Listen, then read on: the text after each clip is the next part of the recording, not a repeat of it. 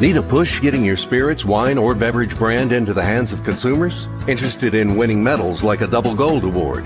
Proof Awards, the ultimate beverage competition, can help jumpstart your brand into the hands of beverage buyers. Enter the Proof Awards. Be a part of the Proof Awards marketing campaign with our partner, Food and Beverage Magazine. All of our judges are buyers, and that's what sets our awards program apart from the others. Our judges head the beverage programs for restaurants, bars, nightclubs, casinos, liquor stores, big box retail, and national wine and spirits distributors. Your brand will be tasted by buyers from more than 15 states across the U.S. We have hundreds of categories to choose from at www.proofawards.com. Be seen by 12 million readers with our partner, Food and Beverage Magazine. Get tasted and rated by buyers. The Proof Awards competition is open for spirits, wine, and beverage brands today. Proof Awards, moving brands into the marketplace. www.proofawards.com. Welcome to Proof Live, where booze brands in the right hands. On a quest for the best tipple and toast with the most exciting and respected bottlings. Competing for the 100-point Perfect Score Century Award and the double gold and a spot on the top shelf to be sipped, shaken, stirred, and celebrated. Slide up to the bar with the biggest names in the spirits game as they clink glasses with your hostess, legendary connoisseur Jennifer English, for intimate conversations, live tastings, product launches, and the happiest hour there is. Now, broadcasting live from the commodious confines of the Swanky Proof Saloon, where the liquid elite meet, here is your hostess, the Madam of Manhattans, the Duchess of Daiquiris, the Queen of Conviviality, your hostess, James Beard Award winner, Jennifer English.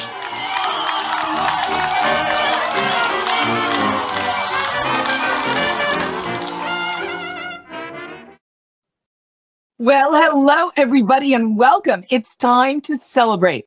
And with that, I've got some bubbles. I've got my little friend Banksy here, and we are ready to have some fun as we get ready to head into a season of celebration. As, yes, it's that time again.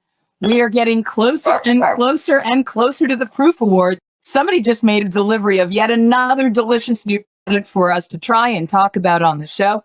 I'm super excited to have you here with us today because one of my favorite products of the year arrived on my doorstep. And you know how they say under promise and over deliver? Well, I had a box that under promised and over delivered on flavor and quenching, not too sweet, decidedly, irresistibly grown up in its flavor. Sophisticated is the word they use, but to me, it's utterly irresistible. Is it going to be one of the Proof Award winners this year? I hope so, because it really speaks to me. Speaking of the Proof Awards, if you haven't gotten your entries in yet, it's not too late. Go to proofawards.com, and anything in the liquid category is eligible. Send it in, get your samples in, and we can't wait to taste. And maybe we're going to be sending you one of these gorgeous gold medals if you are a gold, double gold, or even a Century Award-winning spirits brand, including alcohol-free this year. We've got an entire category of alcohol-free. And this, my darling friends, is a very special sip. It's called TÖST, T-O-S-T, and the O has an umlaut. Now, I didn't know what umlauts were when I was growing up because I didn't grow up in Scandinavia or a country that used them regularly, but now I know that it means something sophisticated and pay attention to. To me, TÖST is a bubble. You would drink it perhaps in place of any other sparkling wine or champagne. And remember, champagne, to be called champagne, has to come from the Champagne region of France. As they like to say, it has to be born in bubbles. Well, bubbles are usually what's used to indicate that we're celebrating a moment in life worth celebrating. From a moment that Winston Churchill might say, in success you deserve it, in defeat you need it. Or Betty Davis's wonderful quote, there comes a time in every woman's life where the only thing that helps is a glass of champagne. Well, we can elevate those sentiments now to include some extraordinary non-alcoholic and alcohol-free versions of bubbles. Today, I'm going to introduce you to TÖST.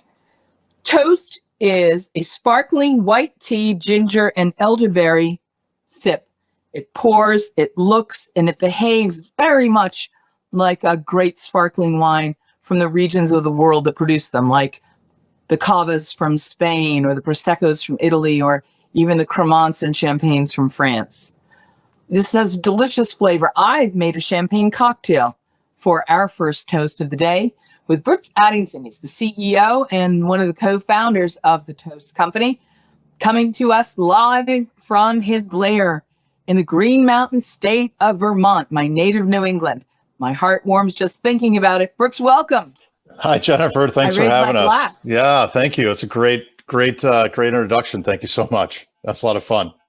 You know, with a company name like TÖST, I want to start off by saying that we love the rituals and traditions that celebrate conviviality and hospitality, one of which is, in fact, the toast, the tradition and the ritual of toasting. You can't have a name like TÖST without having a house toast. So I thought we'd start with, what is your house toast? It's usually my last question for a guest, but I want to start with it up top today because of your name.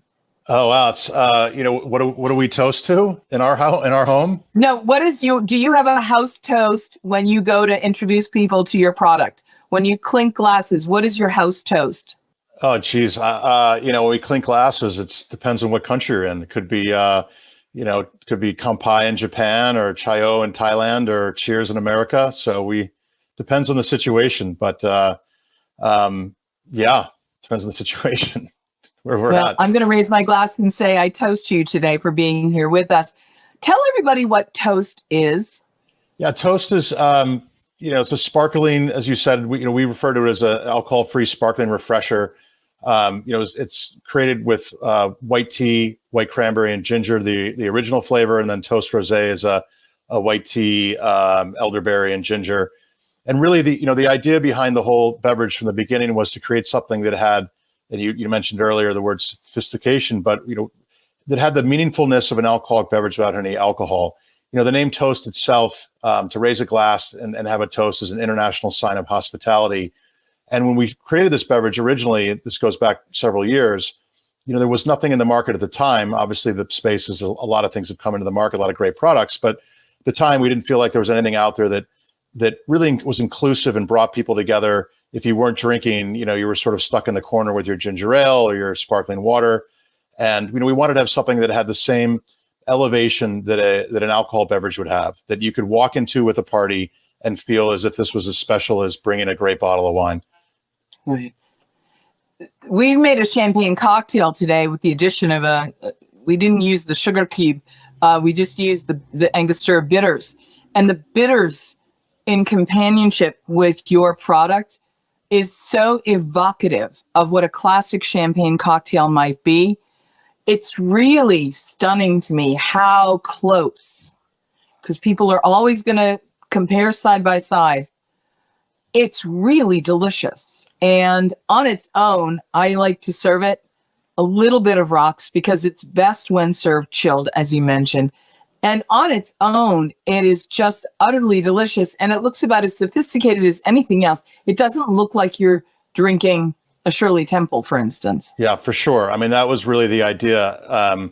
We wanted to have, when it was created, we wanted to have this beverage that had a nose, had a finish, had a mouthfeel, had that experience that you have when you're drinking, a nice glass of wine or a sparkling wine or champagne or a cocktail. So, a lot of what we did in the very early days was try to create that experience again. It wasn't so much that we wanted to have tea in the beverage or cranberry. It was that those ingredients gave us, the tannins gave us that stringency, it gave us that mouthfeel and that experience that you get in adult beverages. And to your point about adding the bitters, we'd love the recipe. We'll throw it up on our website and name it after you. If you have a good one, we like doing that. We've led with just TÖST on its own, but what's been really exciting is watching people, really around the world. We're in a dozen countries now, come to us and say, wow, this is a great mixer. Or, this is, what I did? I put in some Saint Germain, or I put in some bitters, or I do this way. And, that to us is really exciting, that people are finding ways to enhance the beverage the way that they like to, and to elevate it even further. So it's a lot of fun. So we love hearing that. In the hospitality industry, we talk about at Food and Beverage Magazine and Proof Magazine, where I'm fortunate and privileged to be the editor at large, we talk very often with ourselves in the office and with our colleagues around the country and around the world about what the future of food and hospitality is going to be indicated by, what it's going to look like. One of the things that keeps coming up is this idea of customization, bespoke, individualized. All of us, as we go towards the end of this decade, when 60% it's anticipated of the items that we eat and drink will be delivered to our homes, whether we're cooking and having a preparation that we make at home or having finished goods brought into our home, some version is going to require us to still activate our host and hostessness about it. And so there's this idea that the more customized, the more singular it is to your taste, the more successful, pleasurable, and satisfying it's going to be. This is such a lovely product because you've done some exceptionally good things, including capturing the tannins and the astringency of mouthfeel that comes from almost every beverage with alcohol. Right. That is oftentimes the thing that leaves the others feeling thinner or flat. And one of the things I want to salute you for is recognizing that that's what's in a lot of people's minds been missing.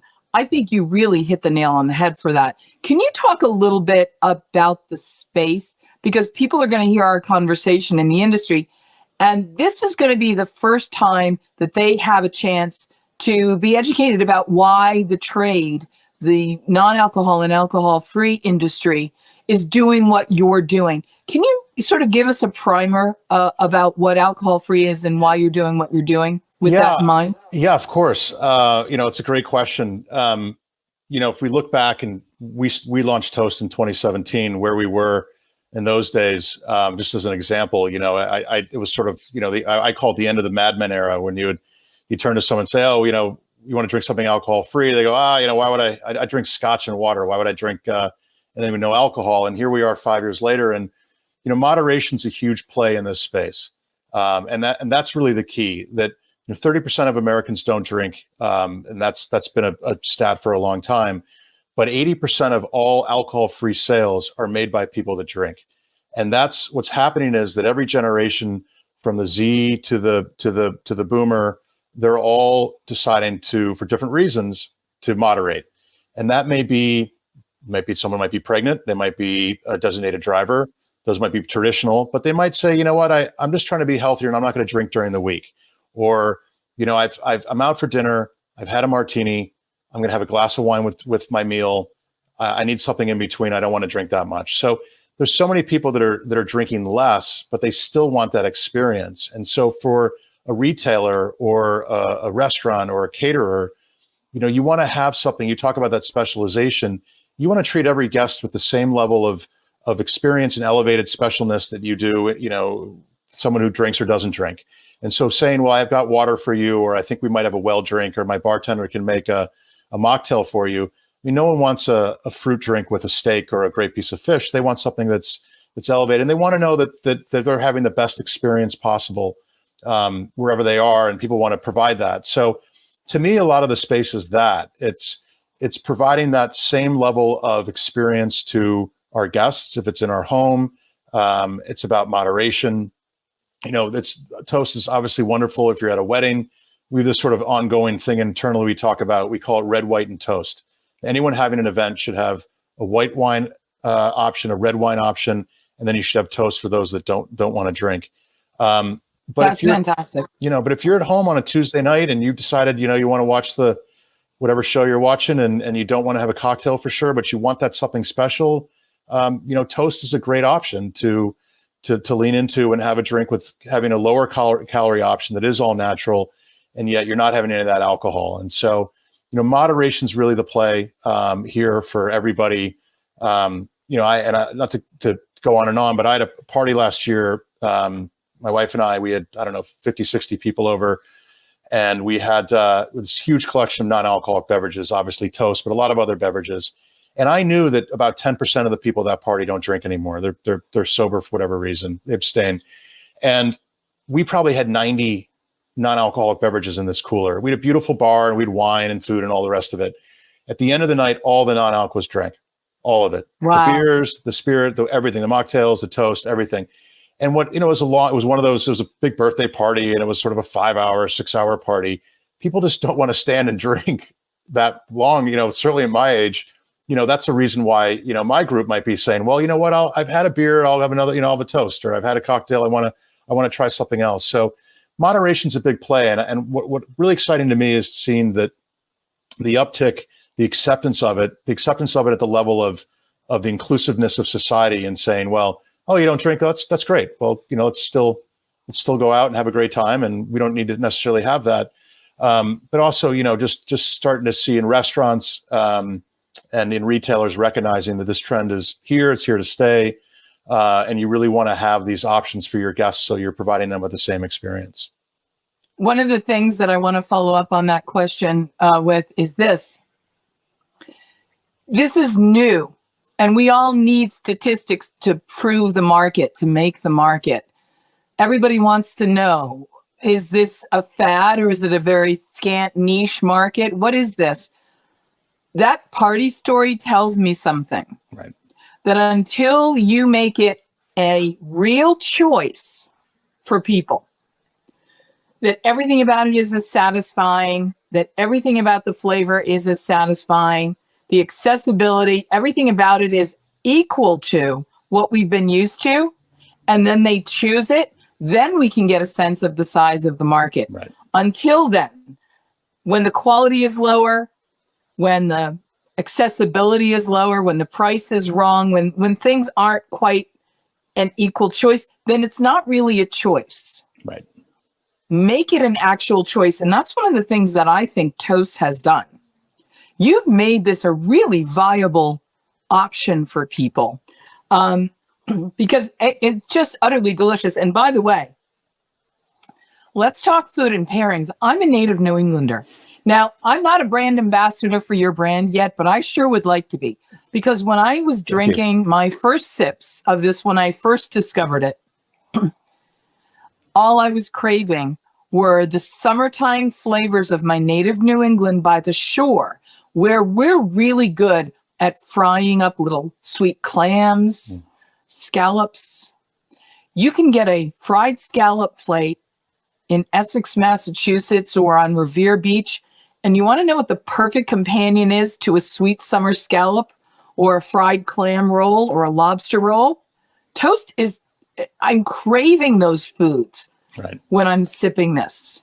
I love it. When I'm telling you that there's something to the companionable invitation of the astringency that's just begging for some of those kinds of filet of sole, fish and chips, even a spicy fried chicken sandwich. I'm telling you, these are flavors that I'm instantly craving when I'm drinking my toast.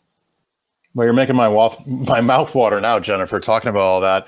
Yeah, I mean, I think the pairings, the toast original is sweetened with agave, gives you that gold hue, gives you slightly different mouthfeel. The rosé is a little drier. People pair them with different things. Certainly, seafood, chicken, cheeses. Some nice stinky cheese. My wife and I will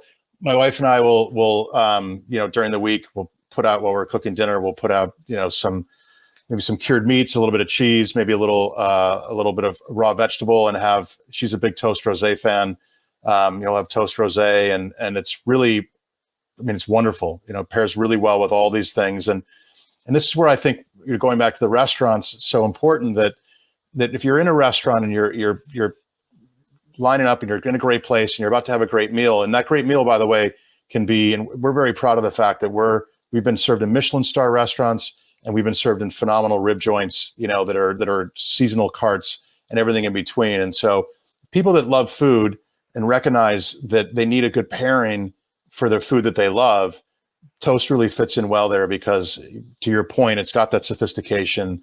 It has citrus extracts and floral extracts that are tantalizing the senses and getting you excited about things. So we love hearing that.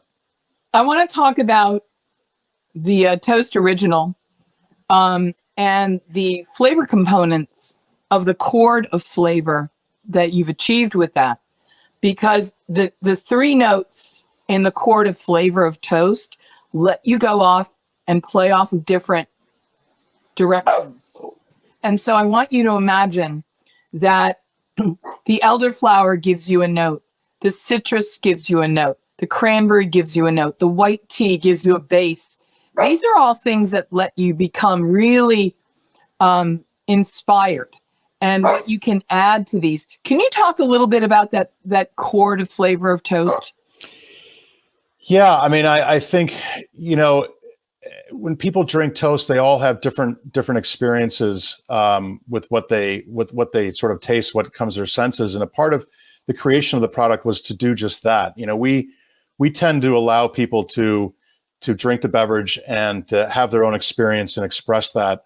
You know, part of the word fantasy would be a little bit too far, but when it was created, we knew that it had these complex flavors that different people would sense different things and react to. So, you know, it's the combination of the tea, that white cranberry, you know, purposely white cranberry and not red cranberry. It's more stringent. You know, the ginger extract. You know, we've got, you know, some other spices in there, some citrus extracts that you know give you these different feels while the beverage is drinking, so that, to your point, they sort of grow on you and go in different directions as the beverage is starting on the tip of your tongue and working its way back. Whereabouts do you produce this? We produce on the East Coast.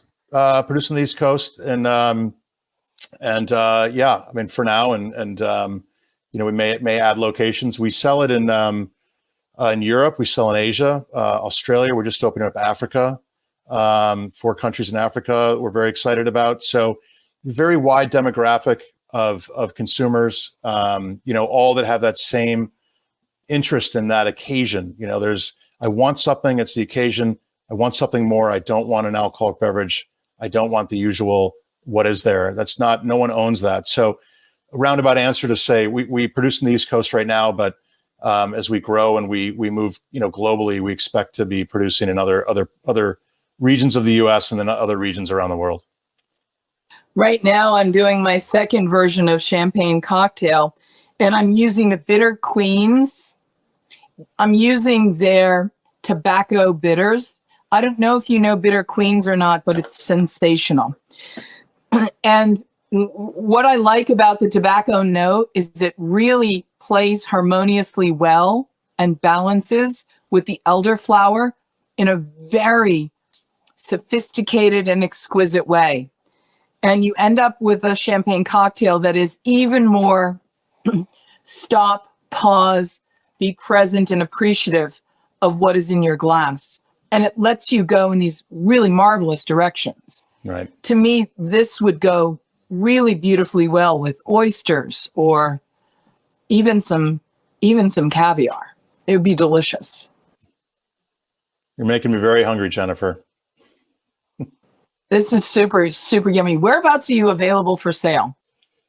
We're for sale in 40 states. You know, some Whole Foods and Wegmans. If you're in California, we're in Bevmo or ABC in Florida. You can go onto our website, toastbeverages.com, and find us. Certainly email us at info@toastbeverages. We'll help you out. We're on our website for sale. We're also on Amazon. And we're in you know, thousand mom and pops around the country, again, in 40 states. And those have been long, loyal customers, specialty food stores, you know, for an Erewhon in California or Loons and Barley's in Minneapolis.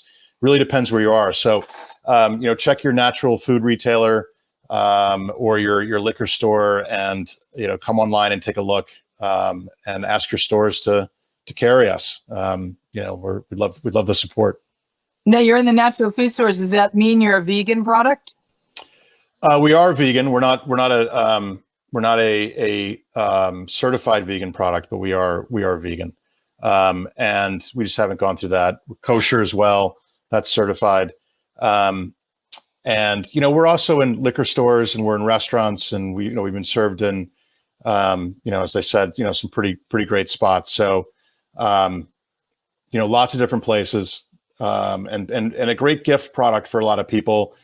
We've been very fortunate, especially during the pandemic when there was a lot of gifting going on, that some great brands, big names came to us and didn't feel comfortable sending wine to their customers or their partners, but wanted to send something that was as elevated, and Toast was on that list. So, we were really thrilled to be considered and utilized in really some phenomenal global brands. I love that. Before we let you go, because this has really been a wonderful conversation, eye-opening for so many of us and palate expanding, I hope, for everybody. Where do you see the alcohol-free space going? And if somebody's not currently doing a non-alcoholic or alcohol-free program on premise or part of their catering or offsite operations, why should they be considering it? What's going to happen with AF and non-alcohol? Well, I think the immediate answer to anyone who's on premise or who's catering is financial reason, which is, if your customer's sitting there and they don't drink, what are you offering them in place? And often they'll just say, I'll just have a sparkling water, or I'll have a ginger ale, and they're only going to have one. But the upsell for a great non-alcoholic beverage, they could have two or three. They could have as many as they would have an alcohol beverage. So there's the reason right there, which is you want to have the upsell. You want to provide those people that aren't drinking or that want something different. Again, I've had a martini, and I drink, and sometimes I don't, sometimes I do. I like martinis, vodka martinis. That's my straight up, become sort of my favorite in recent years. And I might go out for dinner and have a martini, and then maybe I want to have a glass of wine, but I don't want three drinks. And so what am I going to have in between? And if they don't have a non-alcoholic option that, I don't necessarily want a juice mocktail. If they don't have something that's sophisticated, then I'll just have a glass of water. And an opportunity's been missed there for the upsell. Certainly at any catering event, you want to provide those customers with another option that makes them feel like they're a part of the party, that makes them feel like they're part of the event, that shows that they're special. And you could sell for pretty much the same price on a lot of these options, especially at an on-premise or at an event. Then you want to have that. You want to just give your customers a bigger experience. We get a lot of orders, during wedding season, and people come and they say, we got an email the other day for someone said, I have a wedding in September of 2023. Should I secure my toast now? So, well, we think we're going to be okay. You can order that in August of next year, but they know that they want to have something like toast at their wedding because they want their guests to feel that way. And, so I think for any caterer, any event place, any on-premise, it's really important to be considering a robust option. And there should be multiple options. Obviously Toast would like to be on that list, but there's some wonderful ready to drink cocktails out there. There's obviously non-alcoholic beer. There's some great beers that have come out recently.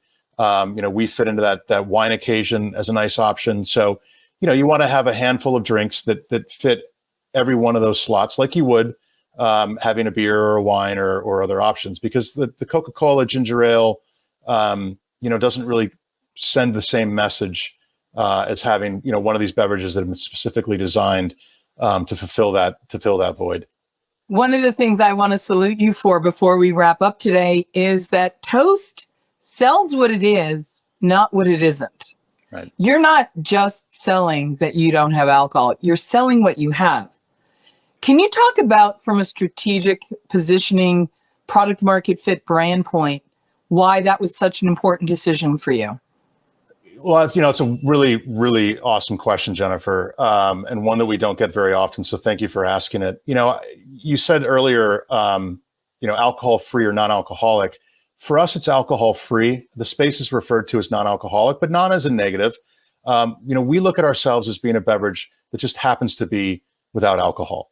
And we approached it as not trying to be something, and we're not trying to be a champagne. We're not trying to be a wine. We're not trying to be a cocktail. We just want to be a great tasting beverage that is elevated on the same level as alcohol, as an alcoholic beverage, has the same experience. And so from the very beginning, we just took the approach that we're not going to oversell the fact that we have organic agave or that we're lower calorie or we're all natural. We'll let people discover that on their own. We want them to discover the beverage and say, this is a great tasting beverage. This is something I'm proud to bring to a dinner party, that I want to serve my guests, that I want to have when I want something, not necessarily alcohol. It just was a mindset for us very early on that we wanted to focus on what we are and the quality of the beverage, not trying to be something that we're not, or not trying to emulate something. And I think part of it is that, and things are getting better with this, but there's a letdown sometimes when you think you're going to have this experience that you remember from alcohol, and then you drink it and you go, geez, that's just not quite there. And to your point about saying, how do we ever know how much this is going to be a thing until we get to that place? I think we're getting better there, but we were one of those brands very early on that just said, we're gonna do our thing. We're going to be a great alcohol-free beverage that people like to enjoy, that it's sophisticated and meaningful, that's inclusive, that's priced affordably, that's not out of range. People can drink, often, and have that experience. And it's just been a mindset for us that we want to look at it as who we are, not trying to fulfill some other need to try to pretend that we're something that we're not, or try to emulate that. As one of the pioneers in the space, it's important for you to, in your leadership, help people take the step into the offering for their guests. Yeah. You've given me the statistic that 30% of the people in America, meaning 30% of the people that go to your parties and mine, that come to your restaurant and mine, are going to be in this population. I want to be a great host to those people. Right. I want to learn more about how to do that. I want to understand how I can be the generous, welcoming host that my intention is to be. Right. To be that, I now have to have something from this category. To take that step, a lot of restaurateurs, a lot of buyers need just one idea to take that step, to make this an offering, to feel like it's a plus, not a withdrawal. What is the one thing you find that you can say to an operator or a host that really helps them get it? Well, again, I'll go back to the financial motivation. So I have a lot of family in the restaurant business, and when we first got involved and really were talking about the industry, it was always talking about experience. That's a word that is used again and again and again in upscale dining. What is the experience? The experience goes beyond just the food. It's the presentation. It's the drinks that go along with it. It's the ambiance. It's the service. It's an experience when you go out for dinner, and that's what restaurants are selling. If you're selling experience, you want to be able to provide that experience at the same level to everybody. And so you want to have options that those guests who don't drink can have. And so, yes, you're absolutely right. There's 30% of the people who just simply aren't going to drink. And when they come into your restaurant and you've got this incredible wine list, and your bartenders make these incredible drinks, and it's fancy, and they come in a great glass, and then the other person, they say, well, what would you like to drink? And they say, well, what do you have non-alcoholic? Say, well, I can make you a mocktail, or we have, Pepsi and Sprite and sparkling water. You're not sending the same message. So I think it's really important for people to recognize that if you really want to be inclusive to all those guests, you want to have some options that are as meaningful. And then simply the financial motivation, which is those guests. And by the way, not only those guests, but 80% or 90% of your guests might be having water when they could be having something else. And you may want to be selling them, there's an upsell when someone says, well, you know what, I'm going to have one glass of wine tonight and then I'm done. We want to sell a bottle of something, sell a bottle of Toast. There's an upsell right there, and you're going to, sell another, $9 a glass or whatever it may be that you're charging at your establishment. And by the way, when you tell people this has 40 or 45 calories, somebody's going to pay attention to that, because it doesn't have any of those funny aftertastes of other things. Yeah. Now, I've been in this business a long time. I'm one of the judges at Proof Awards. I'm the editor-at-large of Proof Magazine. I was on the board for Tales of the Cocktail. I was on the first seminar panel at the first Tales of the Cocktail, and I'm a fifth-generation member of this industry. My roots go deep. But I have to tell you, I'm going to share something that I don't share very often, is that I am a very proud survivor of kidney cancer. I had a very rare form of kidney cancer, and I'm very mindful of what I eat and drink. And I have been waiting for a long time for the quality and the caliber of products to rise to meet my expectations and my demands. I want to tell you how delicious, how truly irresistible an adult beverage you have produced is. I want to pay you the highest compliment I can pay you, and expect in the mail that my application for becoming a brand ambassador will be arriving by old-fashioned stamped post any day now, because I think this is just sensational. But it's really an extraordinary achievement, and this isn't easy. It's not easy to do, and you're doing a really great job of educating us all along the way. I think you're doing everything right. My heartiest congratulations.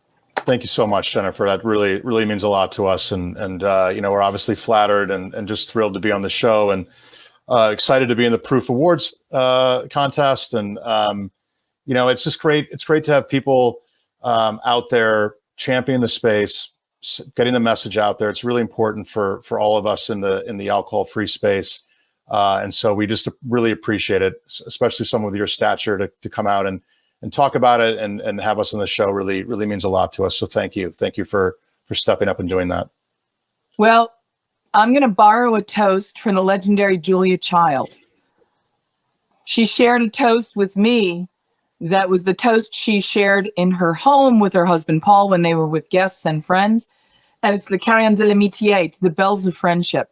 And may we hear the bells of friendship when we clink our glasses together with friends, old and new. It doesn't matter so much what's in our glass as what's in our hearts. And to that, the fact that you gave me something I put in my glass, that it's as delicious as the intention I have in my heart to give my guests something, well, all I can say is thank you. Cheers, Jennifer. It's beautiful. Cheers. Thank you so much. How did you meet these fantastic men? Ian, Paul, it's so lovely to have you here with us. Welcome. And I raise my glass to welcome you. We have the Vice President of Marketing from Zing Zang, the company who makes the best, not only mixers, but now ready-to-drink cocktails.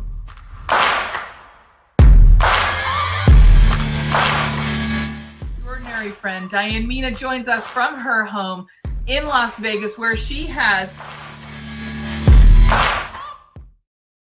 Whether you are thinking about becoming a restaurateur or you are already in the business, Michael Politz has written a must-read, The Food and Beverage Magazine's Guide to Restaurant Success.